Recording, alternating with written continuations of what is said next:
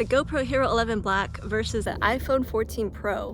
Which of these two has the best camera? That's a question I've been asking myself ever since I switched from Android to iPhone late last year. And so in this video, we're finally going to do that comparison to find out which one is best. In particular, I'm going to talk about 5 different comparison points, including video quality, photo quality, physical builds, and price, and other accessories. I'll also be filming this entire video with either the iPhone 14 Pro or the GoPro Hero 11 Black, and including lots of sample footage for your comparison. So to start with, this video is not sponsored by any brands. Both of these cameras came out in fall of 2022, and I bought both the GoPro Hero 11 Black and the iPhone 14 Pro with my own money. Now in terms of physical size, both the GoPro and the iPhone are pretty different. The GoPro is lighter at 154 grams, while the iPhone 14 Pro is 206 grams. And the Pro Max is even heavier at 240 grams. The iPhone is also a lot bulkier, while the GoPro is more compact and more stealthy to shoot with. But with that said, most people out there have an iPhone or some kind of smartphone, and they're often FaceTiming or doing video calls with it, so it's not that unusual to see someone talking to a phone, so you won't really get stared at if you're filming yourself with your phone, while the GoPro might still draw some attention here and there. The GoPro does have 2 LCD screens though. It has one big back-facing screen and a front-facing screen. The front-facing screen can be super helpful because if you're vlogging or filming yourself, you can easily compose your shot or see what you're filming. Meanwhile, the iPhone only has one big LCD screen on the front, and that screen though can actually be used as a selfie screen as well, because there is a front-facing camera, which has increased in image quality, so you can now shoot it up to 4K 60 frames per second with that front-facing camera. You can even switch over to cinematic mode and shoot with the front-facing camera on the iPhone 14. And so that's a really nice feature. It even has autofocus. The main restriction though to using the front-facing camera is the lens choice. You can get somewhat wide, but you can't get ultra wide when you're using that front-facing lens. Meanwhile, with the GoPro, there's no restriction. I can be shooting in the widest possible lens, hyperview, and still be able to see my shots with that front-facing screen. The GoPro also has an interchangeable battery that you can recharge, and it lasts for about an hour. Meanwhile, the iPhone has a built-in battery that you can't take out, but it lasts roughly 9 hours, so the battery life is quite a bit longer on the iPhone. Both devices can also be plugged in to charge. For the GoPro, it's a USB-C cable, and on the iPhone, it's a Lightning cable or a MagSafe. The GoPro also requires a memory card before you start filming. There's no built-in internal storage, but you can choose a memory card of pretty much any size, and it'll work with that camera. Meanwhile, on the iPhone, they've taken out the external storage for a while now. So whenever you buy your phone, you have built-in storage that's restricted, and there's no way to expand it once you make that commitment. So you can go from as low as 128 gigs, which is what I got, up to 2 terabytes in storage. But obviously, the more storage, the higher the price. Now you might think that it's unfair to compare an action camera with an iPhone, but the iPhones have been getting progressively more tough. And the iPhone 14 Pro in particular is actually water, dust, and splash resistant. And you can go as low as 6 meters for 30 minutes without an additional housing, and your phone will be just fine. The GoPro is also obviously waterproof, dustproof, and all that, and you can go as low as 10 meters underwater without damaging the camera. You can also buy additional housing for the GoPro or even the iPhone and exceed those limits underwater. But despite those tough features on the cameras, I would still recommend getting some form of equipment insurance, which I'll talk about more later on in this video. When it comes to video quality, GoPro definitely has the highest specs. You can shoot it up to 5.3K 60 frames per second in regular video mode, or you can do 4K 120 frames per second slow-mo, or 2.7K at 240 frames per second ultra slow motion. There's also built-in stabilization in the form of Hypersmooth 5.0, which is the best form of Hypersmooth I've yet to see on the GoPro. Meanwhile, the iPhone can shoot it up to 4K 60 frames per second or 1080p in 120 frames per second or 240 frames per second slow motion. So slightly lower resolution, but still pretty respectable for the iPhone.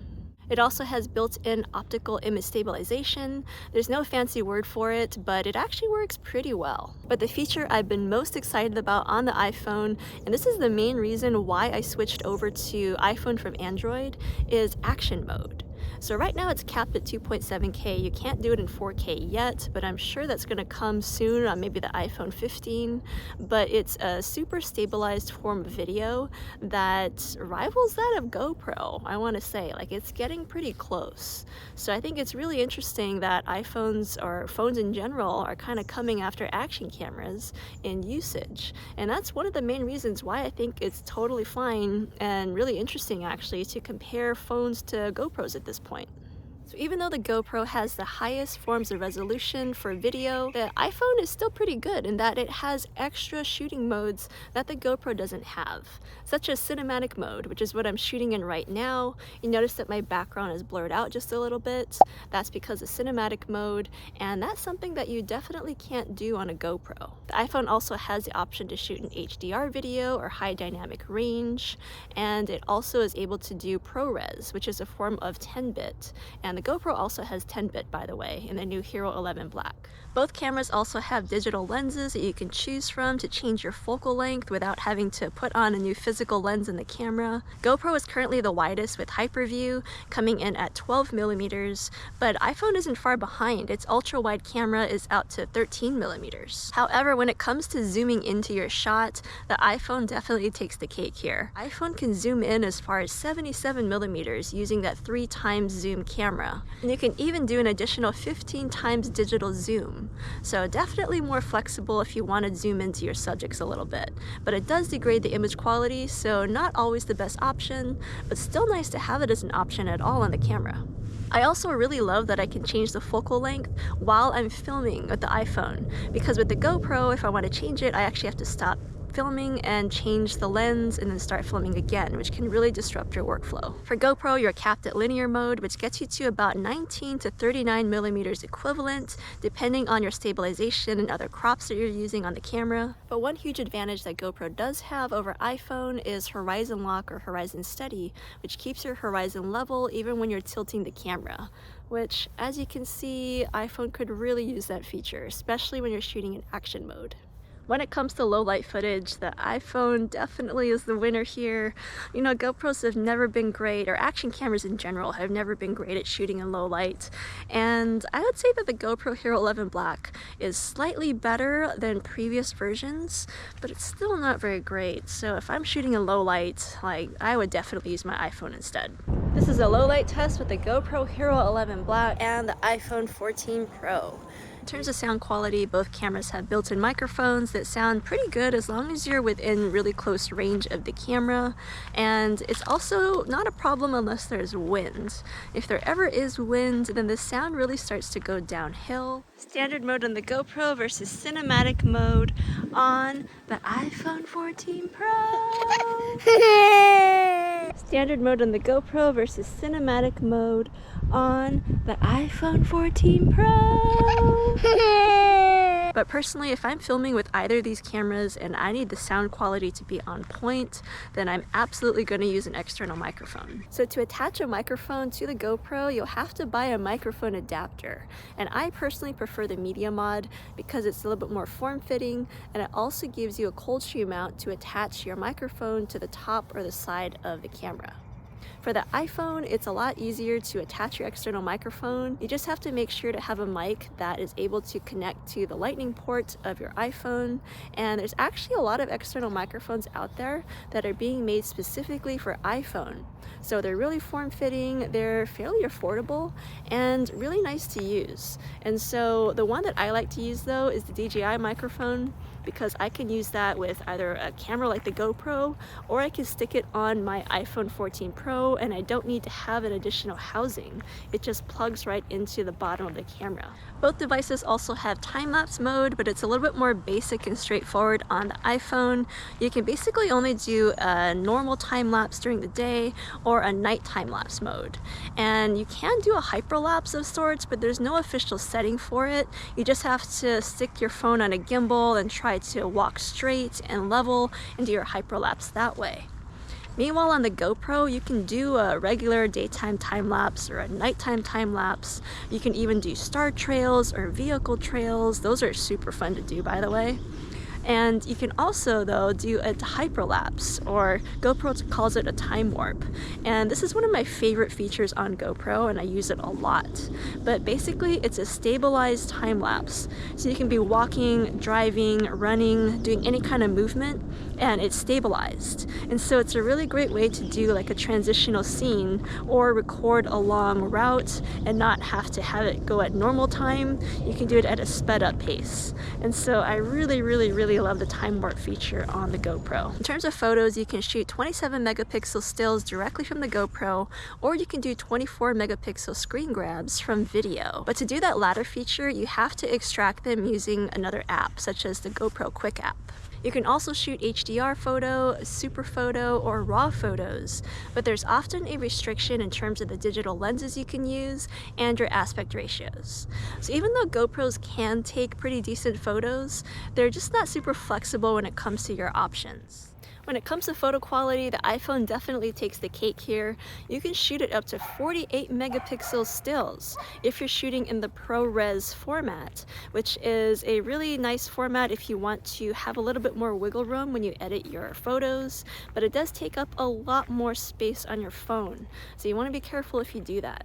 Now, if you don't need the maximum resolution, you can also shoot in 12 megapixels in ProRes or in regular photo format. You can also shoot stills from video, but only at 8 megapixels.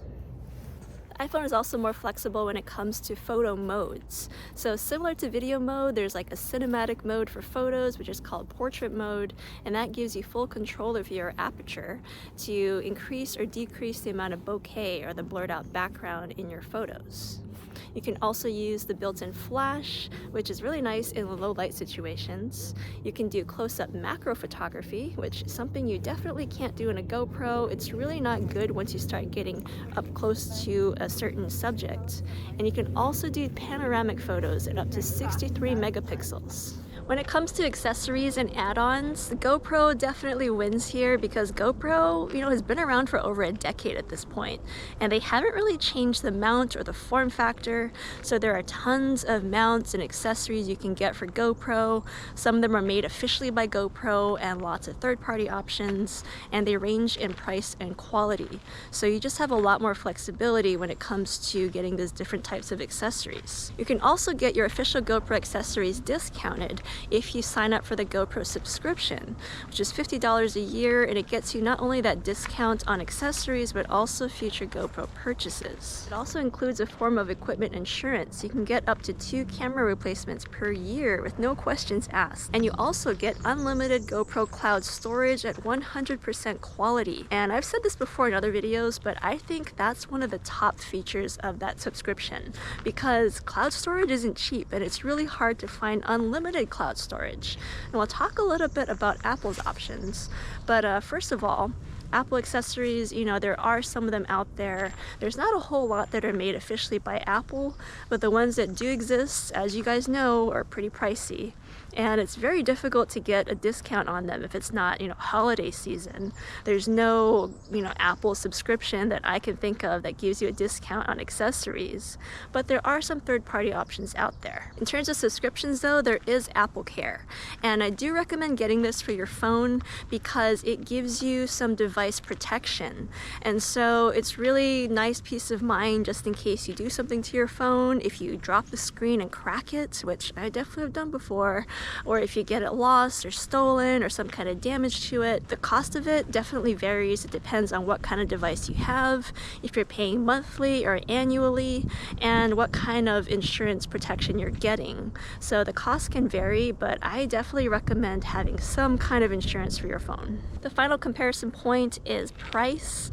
GoPro is definitely a lot cheaper. It's $500, or it was $500 when it was first announced, but at this point, if you wait a few months, the GoPro price really drops. So at this point, in February of the following year, you can get it for $350 off the GoPro website. That does include that 1-year subscription to GoPro, but you can cancel it if you want. So it goes down to $350 just about. Meanwhile, the iPhone is more expensive than the GoPro. It's almost double. The iPhone 14 Pro in particular is $1,000 to start with for the minimum amount of storage, because remember, the price goes up the more storage you get built into the phone. But the nice thing about iPhones is that there's different levels. So if you want to upgrade to the maximum resolution camera, you can do that with the iPhone 14 Pro Max, which is more expensive and it's bigger and heavier, so that's why I didn't go for it personally, but it's there as an option. Or you can go lower. You can get the regular iPhone 14 for about $800, but it's just lacking some of the photo and video features. I think it has one less lens than the Pro and the Pro Max. So in conclusion, both devices are great in their own ways, and they keep getting better and better every year because both the iPhone and the GoPro are updated every year, around the same time actually in the fall. So they're getting more and more comparable, and so it's harder and harder to figure out which one is best. In an ideal world though, I think having both is ideal. And so I've gone over in the past my whole current vlogging setup, and it's the most minimal I've ever been because I'm able to use my iPhone as my B-roll camera and my GoPro as my A-roll camera. Because personally, I find it a little nerve-wracking that I depend so much on my phone. You know, it's my camera that I create media with, but I also consume my media with it. I conduct business with it. You know, it's my lifeline. I can't afford, literally, to lose this phone. So when I'm out doing like these A-roll shots, if I'm walking and vlogging or doing any kind of travel videos, which is mainly what I shoot with these cameras, by the way, then I like to have my action camera, my GoPro. I just think the size of it is so nice. It fits snugly in my pocket, doesn't stick out. If I do drop it, it's not a big deal because it's tough and it's probably going to survive. But even if it didn't, like, it's not the end of the world. If I drop my phone, then it is the end of the world. However, as we've seen throughout this video, the iPhone, you know, it may not have the top resolution specs, but it is still really advanced for what it is, and it keeps getting better and better. And so if I ever want something like telephoto zoom in my shots, or some bokeh, or some up-close macro shots, those are things that I can't get with my GoPro. And so I'd like to use my iPhone for that. And the iPhone is something I always have with me, so I find myself shooting with it more and more. And so I just think that it's the perfect pair to couple the iPhone with a GoPro. With these two things, I can shoot an entire travel vlog and be pretty happy with the results. But you guys let me know what you think in the comments below.